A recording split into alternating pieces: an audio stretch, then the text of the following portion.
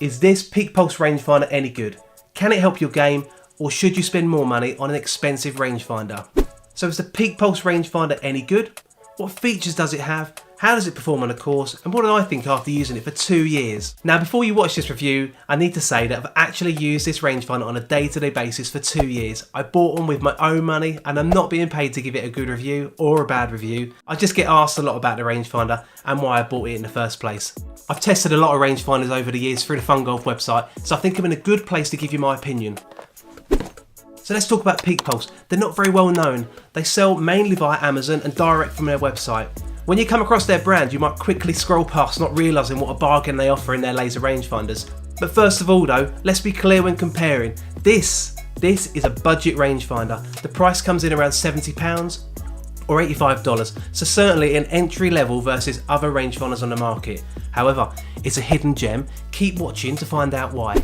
So when you open the box, you receive a rangefinder. You'll also receive a cool looking carry case. What I really liked was how easy it is to take it out of the case, no messing around, and a magnet that's really strong, and it never came apart by accident when I was playing on my rounds. It has a replaceable battery, so it's not USB charging. Now that's fine with me, but it might not suit everyone. In my experience of playing twice a week, I found that the battery life lasts around 6 months in rangefinders. This one is easy to switch in and out, it's just a little turn. It's got CR2 batteries which can be bought from any shop that sells them, no specialist batteries required. The only problem with USB charging rangefinders is that you can't just leave them clipped on your bag. They'll have to come inside and be charged before your round, which if you're not very organised like me, it can be a bit of a pain and you could end up on the course with a flat rangefinder. Now it feels quite premium and I like the grip, and in comparison to other rangefinders, this has a rubbery grip at the top and at the bottom, so no risk of slipping even if you dare to play in the wet weather. So how much does the PEAKPULSE rangefinder weigh?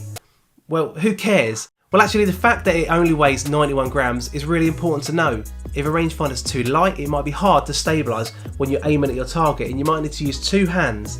Now this rangefinder is actually very light in comparison to other rangefinders on the market, but for me I often use 2 hands anyway to stabilise, so it makes no difference to my game. But if you want to use one and you're used to using one, then it could be something to think about. Now this rangefinder comes with target lock vibration. This is really important when you're trying to focus on the flag. The rangefinder will let you know when you've correctly locked onto the target.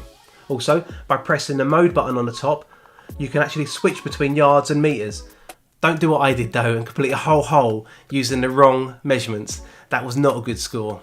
The rangefinder can lock onto a target from up to 656 yards and has a magnification of ×6. So if you're a bit of a Bryson, you fancy trying to drive the par 5 in one, then this will help you dial in the perfect yardage. However, when comparing rangefinders, you'll see that some more expensive rangefinders have a range of up to 1,000 yards. But that's great, but in golf, do you really need to have that much distance? Most golfers will need less yardage than a par 5 hole, so I don't think this should be a feature that you need to worry about too much, and definitely don't pay more money for it.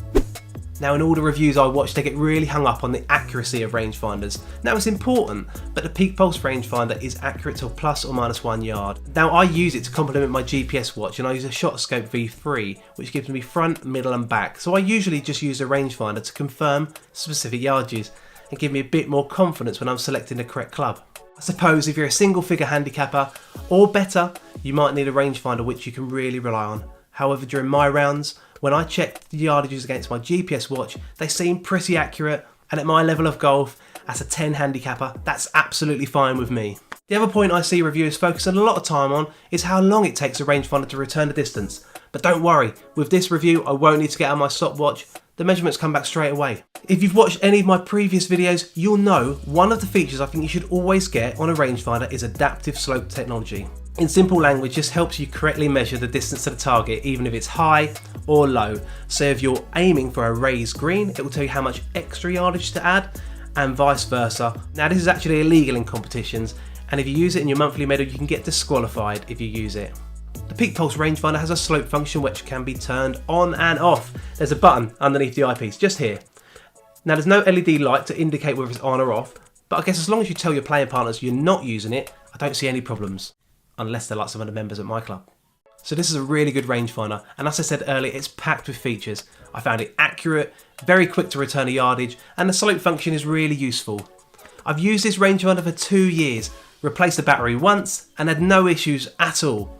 If you're looking to improve your golf game, spending a very small amount of money on a budget rangefinder is a great place to start. If you're not sure about the PEAKPULSE rangefinder, you should watch this next video, which is about another budget rangefinder I've also reviewed, and I'll catch you in the next one.